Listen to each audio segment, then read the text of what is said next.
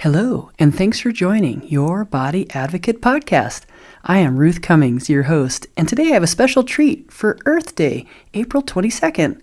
Today we're talking to my friend Amber Peoples, and we're going to talk about how we resonate with the earth, how our body resonates with the earth, and how the earth resonates with our body. It's a fascinating conversation. I hope you enjoy it. Let's take a deep breath to relax. Ready? All right, here we go. You're listening to Your Body Advocate, telling your body's side of the story. The podcast dedicated to supporting and improving your body-mind connection so you can live a pain-free, passion-filled life, dissolving one body tension at a time.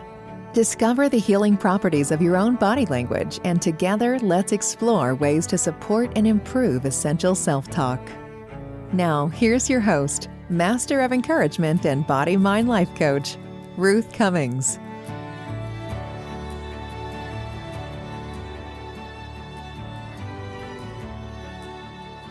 Hello, everybody. Thanks for joining us on Your Body Advocate podcast. I am Ruth Cummings, your host, and today we have Amber Peoples. I'm going to read her bio for us. Amber Peoples is an earth relationship coach and a copywriter who creates experiences and messages to nurture connections with the planet. She welcomes the artist and scientist inside everyone to design solutions for our beautiful yet messy relationship with the earth. Amber exemplifies that the next amazing idea can come from anywhere at any age. With a master's in theater production, she has created and experimented inside renovated buildings like Ecotrust, on earth stages like Science on Tap, out in the open air at Portland Farmers Market, and across 135 miles of coastline through Live Culture Coast. Next up, the docuseries called Climate of Awe, Arts with Ecology. Thank you, Amber. Thank you for being with us. I'm so glad to have you here. It's taken months, and I'm glad to have that we're finally doing this. So welcome. Oh, I'm so delighted to be here. Thank you so much, Ruth. I appreciate your energy and all that you bring to the world. And I'm delighted to have a chance to reconnect and reach out to your audience and say hello to them and make some new family members today. I agree. I love what you do. And you've been working on some amazing things since we've met each other. And I really want to help you in any way I can. And I think what you do can really help all of my listeners. And since I work with the body, we were just talking a little bit about this, and we've talked about it in the past of how our body really resonates with the earth and how the earth resonates within our body. And I love your take on that. So let's start with that question. In your opinion, could you tell us more about how the earth resonates with us and us with the earth? And then there's so many things to go over today, but please, let's start there. Thank you so much. Yeah, it's such a potent question that's actually at the core of what I talk about. And to simplify it as much as possible, it's actually the name of the organization that I run, which is called Earth Relationship. And it is about this concept that is ancient. It goes back to the Celtic Druids, to Australian Aboriginals, to the first peoples of the Americas. The Lakota people summarize it very well in when they say Mataquiasin, which means we are all related. But then we can fast forward to Shakespeare, who says, "One touch of nature makes the whole world kin." Well, kin is not a word we use too often anymore, but there's actually a woman, Robin Wall Kimmerer, who's trying to bring it back. And she's bringing it back in a really interesting way when she's asking us pronouns, of course, are a big deal right now. And she's asking us to replace the pronoun it when we're talking about specifically nature's objects. And even the word objects, she would probably she'd correct me and be like, oh, let's not use that word either.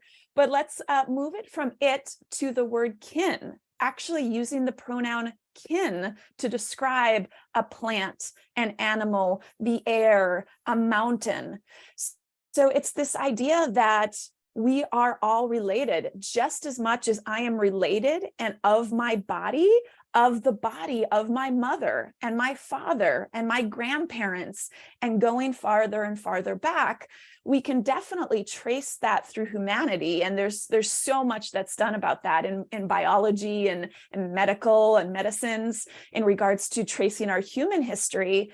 But this idea of earth relationship is acknowledging that our body is from this planet and is connected intrinsically to this planet in a way that there's actually no way to just pluck something out and put something back in like you would with a clock. It's all interconnected.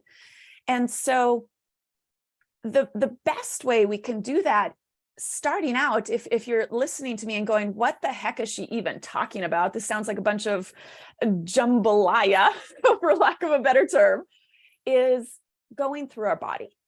Like if you just go outside, especially in the United States, we are very indoor creatures. There are lots of cultures throughout the world that have housing that is indoor-outdoor living. But here specifically in the United States, a lot of indoor living. So simply going outside wherever you have access to that and being still for a moment is a great place to start. And just tune into your senses. What do you see? What do you hear? What do you feel? If you're brave enough, what do you taste? That is the way that we start. The verb I like to use is listen. As humans, we tend to think that listening is through our ears only, but I'm sure one of the things that you advocate with your audience members is how we really listen with our body. And that is so fundamental with the planet, is how do we listen from our body? And that's how we then start to find connections in other places that are maybe more considered existential or even sacred or scientific on the other realm of the spectrum. But this idea of relating with the earth, with being in kinship with the earth, starts with our body first and foremost, because our bodies come from the earth and will return to the earth. I love that. That's definitely one of the main questions I ask people: how to listen. Are they listening to their body? And it's it is so important to be able to, I agree with you, not listen to with your ears. We're listening with your whole spirit, with your whole body, with your whole temple. There's so many rhythms coming at us, some of them good, some of them not so good, but the rhythms, a lot of them come from the earth. And I was a drummer for most of my life. I still am, but for years, it was hours and hours per day. And I didn't realize how that rhythm and learning rhythm was about to totally envelop my world in my career forever. But I think many of us, we hear these rhythms and we hear what our bodies are saying, and we ignore it and we ignore it and we ignore it. And now, there's so much more disease than there has been in many decades, and a lot of problems in many areas. But I wanted to continue with I'm very curious. Tell me about, you have this new quiz that you have. It's it's amazing. You've been working on it for so long. Tell us all about that. I'm going to be quiet. Please tell us about that quiz. Yeah, thank you. It's so exciting to have it out in the world and have people taking it and getting feedback and learning about themselves. It's built on a structure, once again, relating to this idea of earth relationship. And I love that you use the word rhythm, because that's another really great way to describe what it is that I created, that you get the results through the quiz. So I've through a lot of research, I've developed these 5 earth relationship types, and they do fit on a spectrum, similar to like a rainbow has the spectrum of colors. Now, of course, there is variation. Like, how do we really know orange is orange and not salmon colored? Or going the other direction towards green, what would that be? No, orange goes into yellow, so that would be salmon, or red. Or if we're looking between blue and purple, where is the actual designation? So of course there's wiggle room here, but you're looking for kind of what is that first hit with any quiz. It's just your first hit. It's your first mental model that you have for yourself as you're answering these questions. So it's simply a place to start. But these 5 relationships that go on a spectrum range from a mystic on one side, And these people I refer to as the embodied people, going up, the alley that you specialize in, Ruth. These are people that really focus on the experience of relationship. You may look at Sufis who have their spinning dances. You may have Buddhists who have their meditation practices. You may have Christians that have their sacrament of communion. But what's so important about the mystics is that it is a fully embodied rhythmic experience that trying to actually use language is really hard to do. It's this pale comparison to the reality of that. But yet there's still rhythms in the other 4 relationships as well. The next one we have on the spectrum is an artist person, and I call them the metaphor, because as they relate to life, they see things in metaphors. They see symbols, a lot of symbols in whatever they do. And this is definitely me. This is why I've chosen to do, a film project. This is why I chose to create a festival called Live Culture Coast. This is why I ended up creating this quiz. It's really just a big symbol. It's the reason I'm a copywriter, when I'm using my words with language and symbols to help people see things in a new way. And so artists have a rhythm, but it is with this metaphor that they're experiencing the world through, and thus the earth as well. And then we get to the people in the ecotone. And an ecotone is an ecological term that is used to describe where 2 ecosystems meet. It could be a meadow and a forest. It could be an ocean and a coastline. But if you think about those places like a coastline where the continent and ocean meet, it is vibrant. It is diverse. Like just walking along a coastline for an hour, you just feel so energized. And all the animals and plants that live in both ecosystems show up there, plus ones that can only live right there in that in-between place. And so these people I refer to as designers. I also refer to as weavers. And their rhythm is about finding these middle grounds, these in-between places. And so their brains are constantly seeking out that way to bring people together, to bring ideas together, to bring, to bridge a gap. They see gaps and they want to fill them and bridge them. And so that's the rhythm that they're seeing the world with, they're experiencing the world with. And then we start getting into, if we have mystics on one end that struggle with language, we get closer to language as we go down. And now we get to the people that I call my network people. And these are ecologists and economists that really see the world as this intricate, interwoven network. But it's rather than like a tapestry, it's more like nodules that are connected. And so they could map it out. And that's how we're getting closer to language now, because we're getting to maps and mapping it out and having points that you can land on at those nodules. And so these are going to be the people that really live up to a scientific theory called the systems view of life, which is this idea of scientifically proving how we're all interconnected.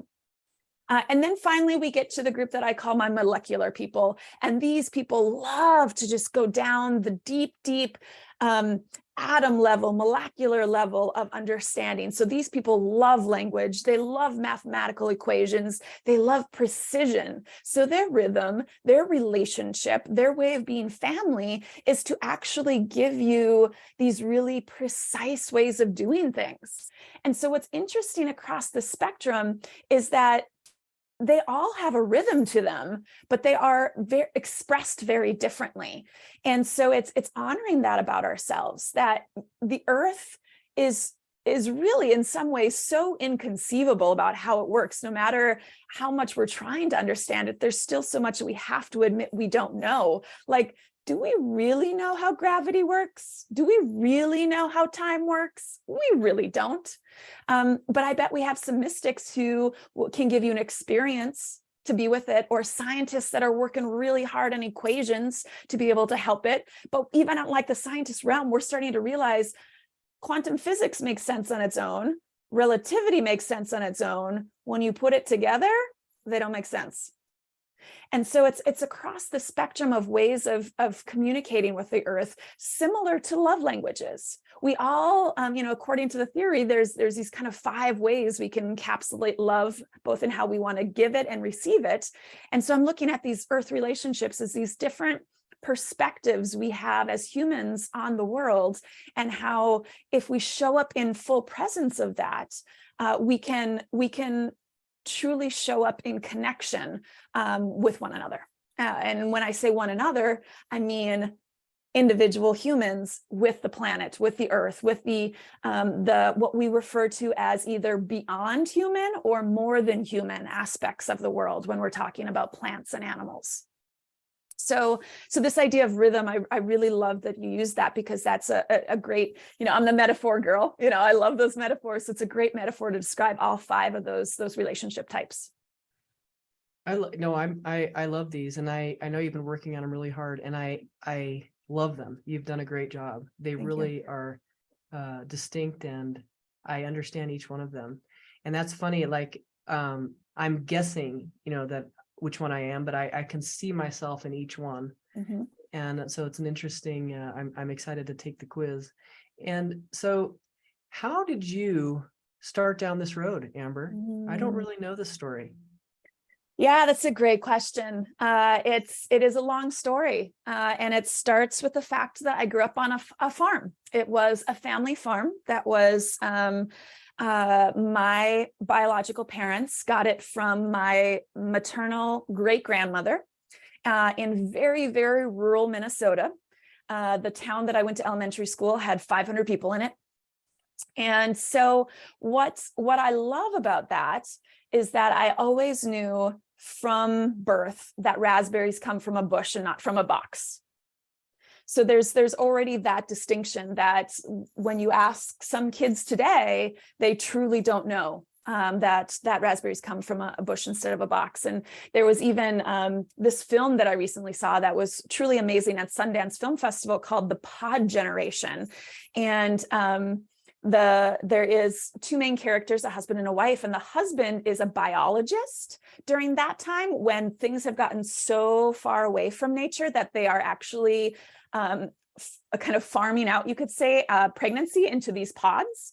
And so he is teaching his college students. He has this greenhouse that is kind of unheard of in this time frame. It's a very special project that he gets to have. And he's taking his biology students to the greenhouse, and he simply plucks a fig from a tree and hands it, asking any of his students, who's willing to try this?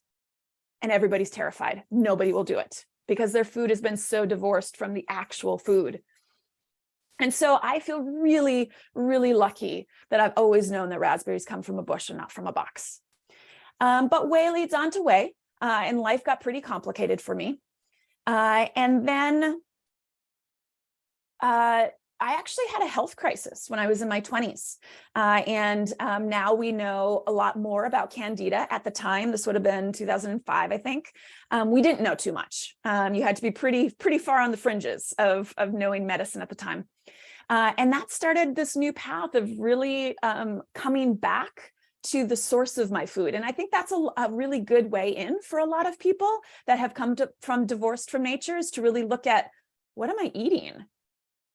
Because that's, that once again, that's so body orientated, that's so sensory orientated, but then it also forces you to ask questions about, how is my food being grown? For everything from labor practices to treatment to the earth to treatment of the animals that we're eating. So lots of really interesting questions get asked there. And I was brought back to those questions when I then started to realize I needed to eat a much healthier diet than I was eating. And then I got into permaculture, and I've always been like, my choice of like recreating is to be out in nature, whether that's hiking, whether it's camping. That's always been a big part of my life. But then a critical moment happened at the election of 2016. And that was the year that Trump was elected. And I was definitely one of those people that believed in the quote that the moral arc of the universe bends towards justice, which has been a civil rights slogan for a long time. Martin Luther King said it, but before him, there was even another pastor that used a similar quote. And that's actually being called into question these days as to, is that true? And so I had one of those moments of going, wow, there are definitely some things that I don't understand about the world, and it's time to look at them.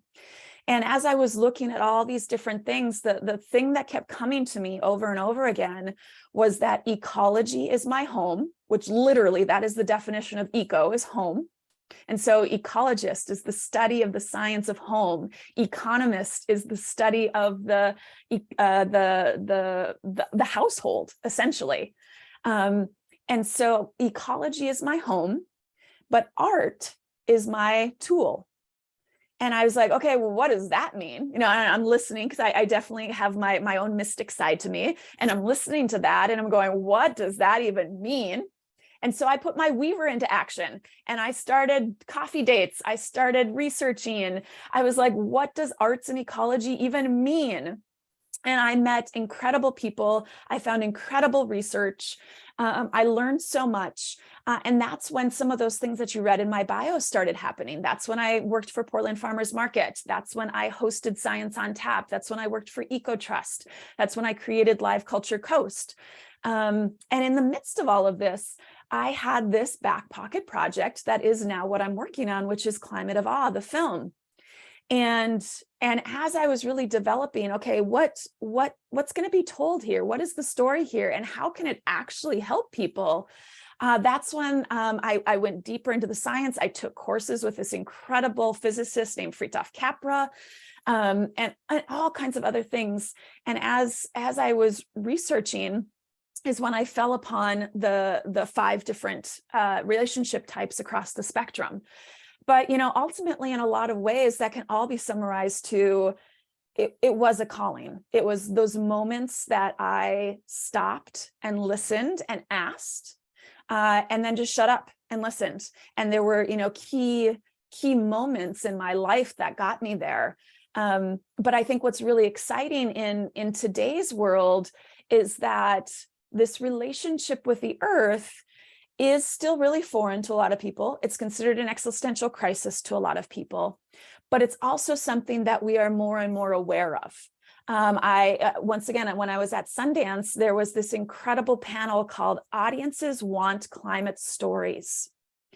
Because back in the day, to like convince a network that there should be something about climate change in a story, in a film, in a show, it's like wrestling an arm. But what they did is they actually put together this incredible story showing, and this was just published in October 2022, that 70% of people think that climate change is a like high level important issue in our lives. And they want, just like any other story, we want to see ourselves reflected in those stories.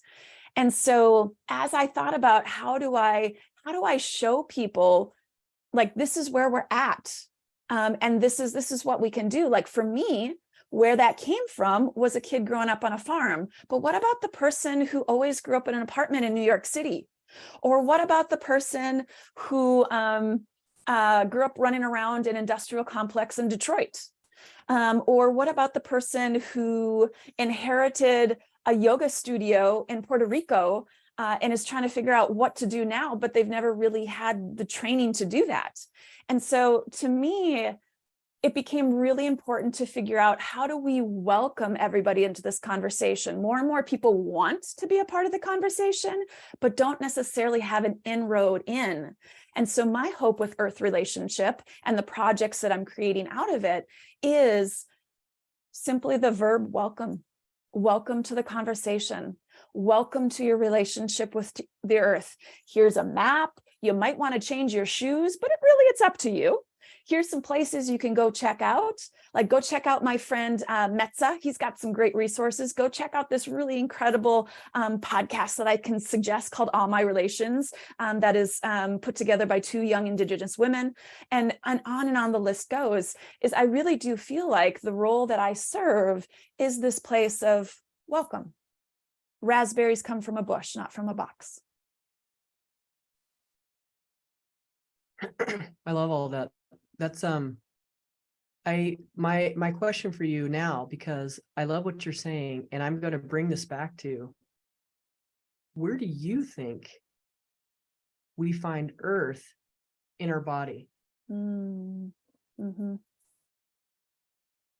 Yeah, what's interesting is my head goes to the earth relationships and how each 5 of them would answer that question differently. Like the scientists might talk about, the iron from the stars or the carbon from the plants, or, might break it down into those elements. And I want to honor those people that's where they need to connect to. Or we might look at the mystics who, like I work with Kundalini energy personally. And in order to experience that, what is referred to as vital life force energy, which where else does that come from but from our place on the planet? I have to be in a place of being attuned to my body, specifically my central spinal channel. And it's actually this energy that I feel like moves up and down that channel.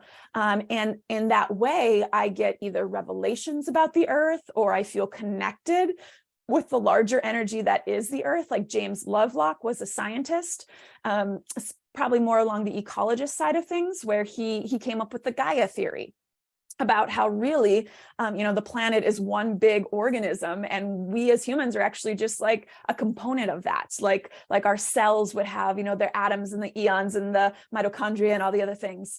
When I'm into that place of Kundalini, I'm feeling it in my body, that energy, but it's reminding me that I am just the mitochondria in the larger cell that is the earth. If I was looking at it from more of that weaver, that ecotone kind of view, these people are they're more practical. They're like, let's get our hands in the dirt. Let's build a community garden. Let's feed some people. And so when they're talking about their relationship with the earth and their body, it's going to be through using your body to create action, and oftentimes a very practical, tactical action that noticeably makes a difference for people. And so I just want to honor that answer is so important. And it also, once again, wanting to welcome people into that conversation, I want to make sure that I look at the spectrum of ways it can be answered. Oh, you are muted, my friend. Sorry about that. Thank you. My next question then is like, and you were answering this the whole time, but for someone who wants to become part of this conversation and wants to know how to be a better kin to this planet and to the people around them, I have a weekly kindness challenge, and I've been doing it for over a year. I'm just trying to remind people what little things they can do to be kind to their brothers and sisters, but also just to the world. And so since this is going to air on Earth Day, and though we're recording it first, this is a special edition of our podcast. So for Earth Day, what would you say? How can someone take teensy steps to become and welcome into this conversation? Yeah, I would say, so there's a couple things that I would suggest. And one, I think we talked about it earlier, simply go outside, and don't go outside to take. Because as humans, we tend to have, we have a selfish quality to us, and we're asking the question, what's in it for me, like constantly.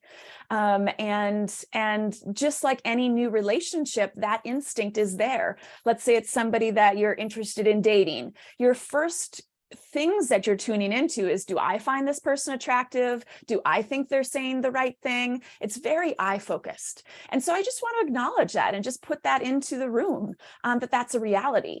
But what I encourage people to do is to say, okay, I know this part of me. I know this part of me has a really loud voice, but can I put it aside for just a second? And can I go outside into nature and whatever access people have for that, and receive? Listen, what is the message? Is it the air quality that you're in, whether it is crystal clear or smoggy? Is it birds that you can hear? Can you go out barefoot and just feel the earth under your toes? Maybe you can feel the rain. Like right now, it's Oregon, it's raining because it's February. And so it's raining. Maybe I feel that. And like, how can you just feel that for 30 seconds rather than like wanting to huddle away from it? Or if you are fortunate to be somewhere where it's gorgeously sunny right now, how can you just soak that in? So I think that first thing is, how can we go and meet nature as its own entity and not just something that we can take from, that we can exploit, but to really start a relationship. Like if we were to go on that first date with that person that we're interested in, we would start looking and listening for things about that other person that we could, like, maybe it's the text that you're going to send them after the date about something you talked about and you know they'll be interested in it. Or you're thinking about, like, if it goes well and you're thinking about a second date, maybe you go research some things that they mentioned that they like to do, and you're like, hey, here's a suggestion that we go do because I know you're interested in it and I'm willing to give it a shot. And so kind of getting to that phase of being willing to just listen and take it in, I think is so critical as a starting point. I love that, to see it like as a relationship, because like as an actual, human relationship, because it does matter to see the other person's or other entities, needs. And, and I agree, like, not just to don't just go out and, do a sun tanning, but recognize how the sun is so amazing and how it, helps everything that is around us. I love feeling the sun, especially when I don't feel well, how it heals and things like that. But, such great information today on Earth Day today. What are some final thoughts that you would like people to walk away with on Earth Day? What would you offer as some final thoughts about Earth Day? Yeah, and actually where I go back to is often a place where conversations like this start, which is an acknowledgement. The term that is used more and more recently is a land acknowledgement, but we're starting to realize that that's not enough if there's not action behind it. Yes, it's fantastic to acknowledge the indigenous peoples and wherever you are, because that puts them in the forefront. Once again, it's putting yourself not quite, at the top of whatever pyramid you're on, but acknowledging that we are a guest in wherever we're located. So that is super important. But what we're realizing is that can be just performative if we're not actually doing something about it. So there is a quote from the company I used to work for, Ecotrust, that I would just be honored to share with everybody, and to even see, Ruth, what you think about, like, when you hear these words that I'm about to quote, like, what's the response you have to it, and how, as you think of Earth Day and your relationship with the earth, how could you take this in for what you think is the next step? So here goes the quote. The sovereignty, well-being, cultures, and languages of indigenous peoples are born of their homelands, and that makes these lands and waters precious to Native communities. All of us have the responsibility to treat them with the respect and care they deserve, and to steward them carefully for the next generations. We need to do more. Please do your part. Thank you. Oh, I love that quote.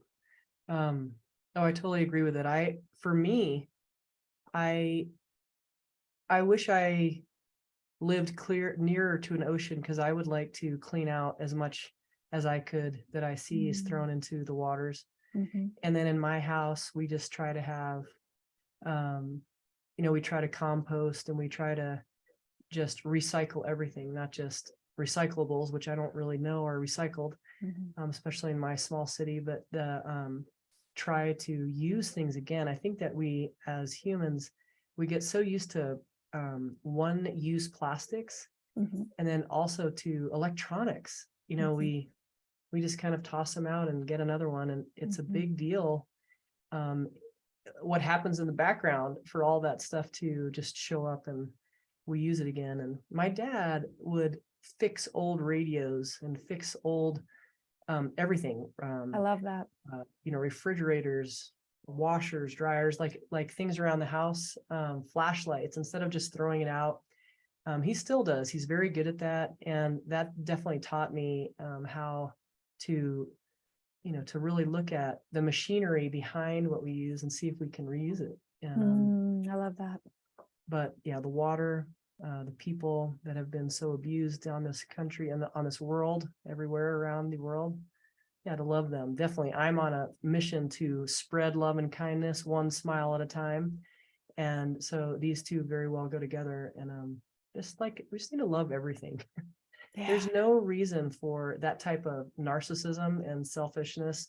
We can all be selfish in a way of taking care of our own health. That's not selfish. Self-care is different than being selfish. Yeah. That's another thing that comes up. That's a whole other podcast. But I would love to give you another, it's not in a direct quote, but it comes from an architect named Jason McClellan. He actually gave a keynote speech at a conference I was at about a year ago. And he's very well known in the green architecture world. He created something called I'm gonna mess it up, but I think it's Living Earth Institute. I could be wrong, but James McClellan is his name. And his whole keynote was about that we clearly have the technology to bring, what is being referred to as the green revolution. What we're missing is the love. Yeah. What we're missing is the love. And that's part of what I hoped to do with the quiz, is just like revealing your love language, reveal your way of loving through the earth. And then that's actually the follow-up gift that I give is your original question was, what can we do on this Earth Day? And part of the answer that I give is, after you take the quiz, I will send you emails of people that are specifically living right now, and they are specifically not celebrities. They are everyday people, but they are that same type. And I'm giving you the stories of who they are, what they're doing, in some cases, how they came to be doing that thing. So you can see these examples and you can be inspired by these examples and start to see yourself as to, could I do that? Do I feel passionate about this particular aspect of being a metaphor or a weaver or molecular? And be inspired to answer that question that you asked me, which is, what can we do on this Earth Day? And the honest answer is, I can't tell you. You have to find it for yourself, just like you have to find your self-love for yourself, and you have to find your love for this planet yourself. But what I can do is provide you these inspirational ways that might be that key piece that helps you find it for yourself. That's great. Yeah. Have you ever done the planting a tree on Earth Day? I have, definitely. We have this incredible organization here in Portland, Oregon called Friends of Trees. And people sign up to say, yes, I can take such and such a type of trees, and this is where they could go. And then volunteers get together and do a bunch of plantings over the course of a day. Well, since Earth Day is on Saturday this year, I think that's I'm reminded of my friend Venerable Dhammadeepa, who he and his group of people, they planted 1,000 trees. I love and that. I can't even imagine how cool that would have been to been part of that big group. But I'm wondering if I can get some of my teens together to do that, because they wanted to. They're, what should we do? And I get that question a lot, and then all of a sudden it's not Earth Day, and then nothing happens. And I'm going to work hard on getting that done today, Earth Day. I love it. Yeah, tree planting is such a proven thing that actually fits across all 5 types. Like, there is definitely the science about the oxygen and the erosion, and then we get to the weavers that are hands in the dirt, and then we have the mystics that feel like that as they're planting that tree, it's almost a prayer into the earth. So planting the trees is incredible across the entire spectrum of earth relationships. That's a great one. I'm gonna see if I can get that going for today. I love it. I love it. So, any last statements? I know your quiz, all of your, and for anybody who can't get to the show notes, can you please just tell us how to get a hold of you? What socials are you on, and how do they find the quiz? If you could just speak it. And those of you who have the show notes, it is below. how to find Amber and all of her socials and how to get a hold of her and get the quiz. But could you just mention those, please, Amber? Yeah, happy to. So everything is under the name Earth Relationship. So the website is earthrelationship.com. The two main socials that I'm on are Facebook and Instagram. And those are under also, if you just type in Earth Relationship into your search bar, you'll find it that way. So yes, that is the easiest way to either do a Google search or a social media search is simply through the term Earth Relationship. And then through the quiz, you will find that on the homepage of the website. So just earthrelationship.com. It's right there. First thing you see on your screen, there's a button to click that will send you on your way. And right now, the quiz that I have is geared towards teens and adults. It's 13 on up. Down the future, I hope to also create one for kids. It's a little bit more tricky with kids because there's some protections around marketing to kids, which is absolutely fantastic. I love those things, but I just want to make sure that I honor those when I create that for them. So right now, that quiz is focused on supporting people that are 13 and up. Excellent. Amber, it's been so fun talking to you. I love this information. Great job on all your work on it. And I hope to see and maybe do another podcast in the future. Sounds amazing. I would love that.